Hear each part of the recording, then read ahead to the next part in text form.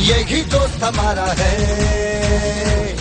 गन्नू सबका प्यारा है, यही दोस्त हमारा है। जो भी शुभ कार्य होता हमने इसे पुकारा है। रिद्धि सिद्धि संग में आए जिसने भी ये बोले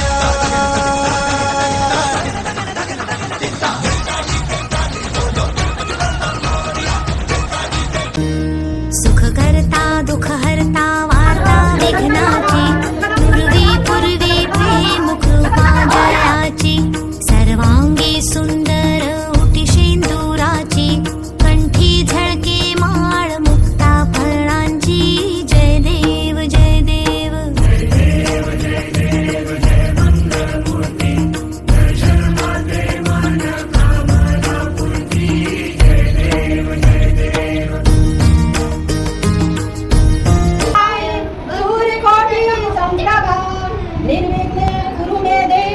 सरकारेषु सर्वदा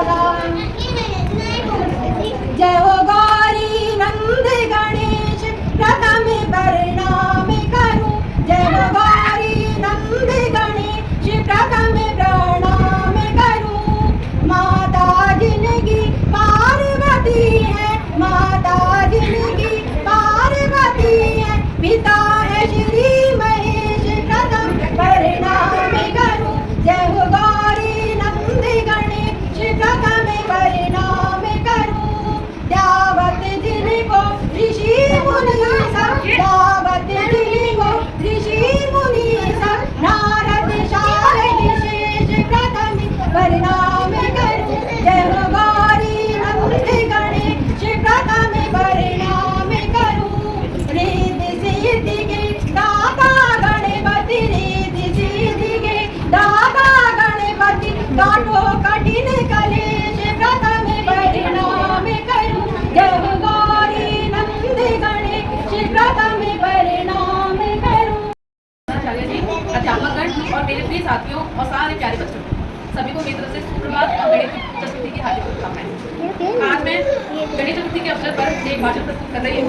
गणेश चतुर्थी हिंदुओं का एक प्रमुख त्योहार है और अगस्त या सितंबर माह के इस पावन प्रमुख पर बनाया जाता है। यह अत्यंत लोकप्रिय और लौकिक जनक है। गणेश चतुर्थी गणेश जी के जन्मदिवस के रूप में मनाई जाती है और गणेश जी पार्वती माता और शिव जी के पुत्र है। उनकी पत्नियां रिद्धि और सिद्धि है और उनका वाहन मूषक राज यानी चूहे राजा है।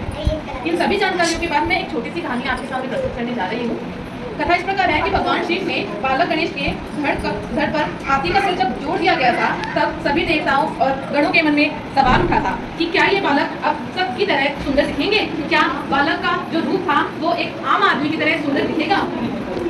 तो इस बात पर उन्होंने सबसे पहले ये सोचा कि जैसे ही धड़ लगाया गया तो उनके जब प्राण आए तो उन्होंने सबसे पहले भगवान शिव यानी अपने पिताजी के चरण को स्पर्श किया और अपने धड़ यानी गलती के लिए फिर अपनी माँ पार्वती की गोद में जाकर बैठ गए और उनके साथ भी अच्छा पूर्वक व्यवहार करा।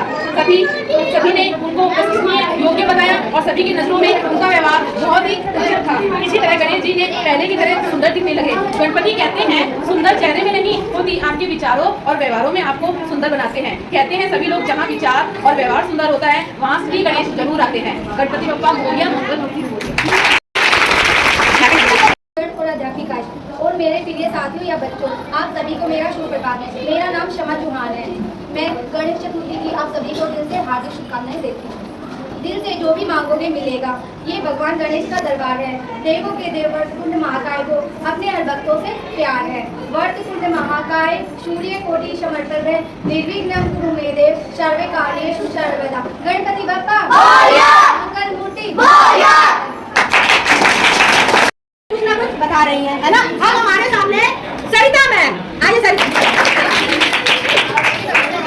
आदरणीय अध्यापक एंड अध्यापक, आज गणेश चतुर्थी के उपलक्ष्य में मैं आप लोगों को एक छोटी सी कहानी सुनाना चाहती हूँ।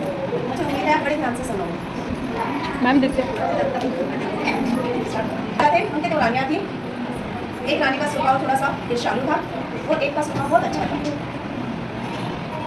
बड़ी वाली रानी जिसका स्वभाव ईर्ष्यालु था, उसके दो बच्चे थे। छोटी वाली रानी जो कि बहुत ही अच्छे स्वभाव में थी, उनके कोई औलाद नहीं थी। वो गणेश जी के वंदना करते थे, पूजा करते थे। एक दिन राजा शहर जाने लगे तो उन्होंने बड़ी रानी से पूछा कि रानी हम शहर जा रहे हैं, आपको कुछ मंगवाना है क्या? रानी ने एक बड़ी सी लिस्ट राजा के हाथ में दे दी। फिर जाकर के छोटी रानी से पूछा गया कि रानी शहर से आपको कुछ मंगवाना है क्या? रानी ने कहा कि महाराज कुछ नहीं चाहिए। इसको देख करके मंत्री ने कहा कि देखो छोटी रानी महाराज आपसे कभी कुछ नहीं मंगवाती है और बड़े रानी हमेशा लिस्ट पकड़ा देती है। जैसे ही राजा शहर में खरीद करके सारी चीज़ें खरीदने लगते हैं तो मंत्री ने कहा कि हम छोटी रानी के लिए भी महाराज कुछ ले लेते हैं, ठीक है?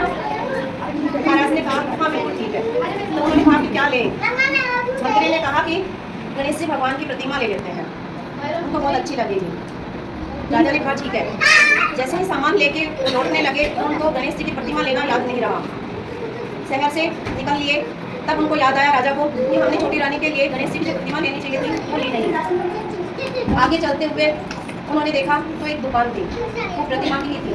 उसमें गणेश जी की सिर्फ एक ही प्रतिमा थी और बाकी सभी देवी देवताओं की थी। वहाँ से उन्होंने वो प्रतिमा खरीद ली। उसके बाद राजा ने बड़ी रानी को जो सामान था उनको उसको दे दिया और छोटी रानी को गणेश जी की प्रतिमा भेंट की। रानी बहुत खुश हुई। रानी ने उस प्रतिमा को अपने स्थल के स्थान पर प्रतिस्थापित कर लिया और वो डेली उनकी पूजा अर्चना करती थी। जैसे जैसे प्रतिमा की प्रभाव पूरे महल पर दिखाई देने लगा, पूरा समृद्ध साम्राज्य हो गया। राजा के बहुत से झगड़े चल रहे थे, अब तो वो भी सॉल्यूशन हो गया। और इसी के साथ में जो राजा ने उसकी औलाद नहीं थी तो औलाद भी होती है, तो रानी को क्या जैसे वो छोटी रानी होती है वो गर्भवती हो जाती है। ये बात बड़ी रानी को बिल्कुल भी अच्छी नहीं लगी, वो ईर्ष्यालु स्वभाव की थी। तो उन्होंने सोचा कि अगर इसके औलाद हो गई तो मेरी वैल्यू कम हो जाएगी। इसी के लिए उन्होंने क्या किया कि जब से ये गणेश जी की प्रतिमा घर में आई है तब से कुछ ना कुछ होता जा रहा है, हमारा राज्य में समृद्ध खुशहाली होती है, ये उसको बर्दाश्त नहीं होगी। उन्होंने दासी को कहा कि तुम इस प्रतिमा का चुरा लो। दासी रानी के कहने पर प्रतिमा को चुरा करके वो रानी को दे देती है। रानी उस प्रतिमा को कुएं में डाल देती है। जैसे ही कुएं में डालती है, कुएं से वृक्ष उस प्रतिमा का वृक्ष में कन्वर्ट हो जाती है, वृक्ष बन जाता है और उस वृक्ष के ऊपर एक सोने का फूल लगता है।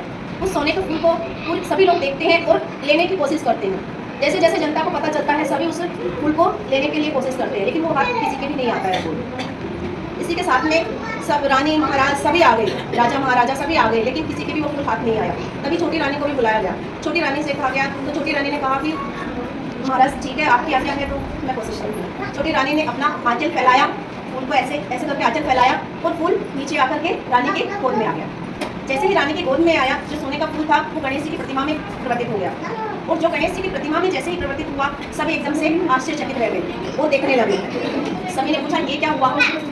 तभी गणेश जी की मूर्ति ने साक्षात दृष्टांत दिए गणेश जी ने और उनसे कहा कि मुझे किसी ने कुएं में फेंक दिया है और जिसने ये अपराध किया है वो अपना अपराध स्वयं स्वीकार कर ले और आगे आ जाए। लेकिन बड़ी रानी को पता था, लेकिन वो अपने अपराध नहीं स्वीकार कर रही थी और लेकिन महाराज के सामने आई।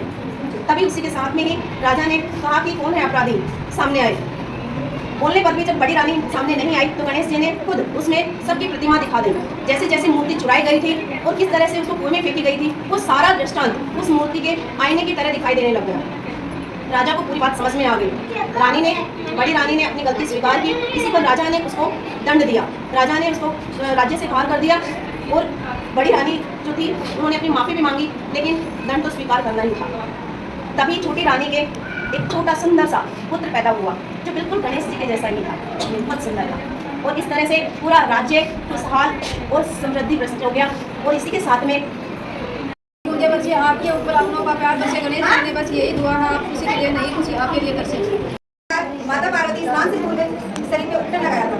जब उन्होंने उठन निकाला तो उसे एक पुतला बनाया, उसमें प्राण डाले, इससे गणेश जी की उत्पत्ति हुई। उत्तरकाशी जिले के गौंडीनाथ गांव को गणेश जी का जन्म स्थान माना जाता है। गणेश जी की दो पत्नियां थी, रिद्धि और सिद्धि। गणेश जी के दो पुत्र थे जिनका एक का नाम था सेमी और एक का नाम था लाभ। सेमी रिद्धि से प्राप्त हुआ था और लाभ हुआ था सिद्धि से प्राप्त है।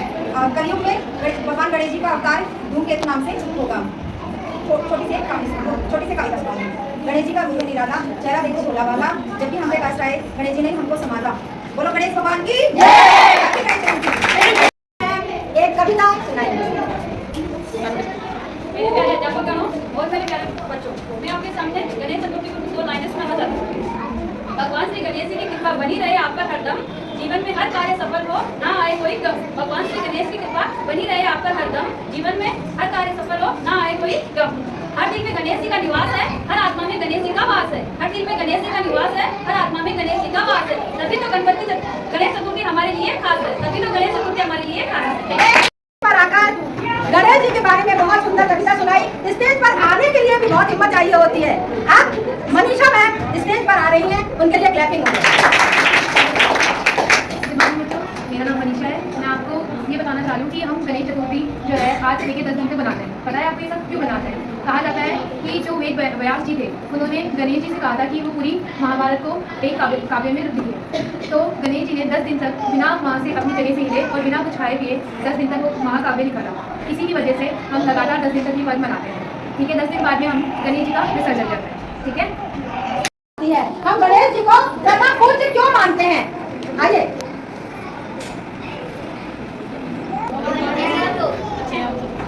आपको बताएंगे, मैं आपको क्या बताने वाली हूँ। गणेश जी की पूजा सबसे पहले शुरू जाती है, तो इसके पीछे एक स्टोरी है, मैं आपको बताती हूँ। एक बार एक मीटिंग हो रही थी, सभा सारे देवताओं की, तो उनसे पूछा गया कि सबसे पहले किसको पूजा जाए, किसको पूजा जाए। सब लोग लड़ने लग गए कि हम बड़े हैं तो पूजा जाए। तो एक डिसाइड किया गया कि जो भी कैलाश पर्वत के सबसे पहले राउंड करके चक्कर लगा के आ जाएगा उसको हम सबसे बड़ा मानेंगे। सब लोग देवता निकल गए अपने अपने सवारी पे घूमने के लिए, और गणेश जी ने क्या किया, शिव जी के और पार्वती जो कि माता पिता है उन्हीं के चक्कर लगा के बोला कि यही तो मेरा ब्रह्मांड है। इसीलिए सबने बोला कि जो गणेश जी को बहुत बुद्धि तेज है, तो इन्हीं को सर्व पूज्य माना जाना चाहिए। तभी से गणेश जी की पूजा सबसे पहले की जाती है। गणेश चतुर्थी के बारे में बताया कि हमारे लिए क्यों खास है ना? आप किसी के आगे मैं तनु मैम को स्टेज पे आने के लिए आमंत्रित करते हैं। तनु मैम। नहीं है डर किसी का, गदर मेरे साथ है। नहीं है डर किसी का, गदर मेरे साथ है। बनेंगे सारे काम, सर पे उसका हाथ है। वह मदद करने वाले, जग वाले करने वाले, एक गन जब आएंगे मुँह पे धूप लगाएंगे, रोज दिन सजाएंगे तो करूँ बताएंगे। मेरा नाम हसन कौर है। मैं आपके सामने गणेश चतुर्थी पर कविता सुनाना चाहती हूँ।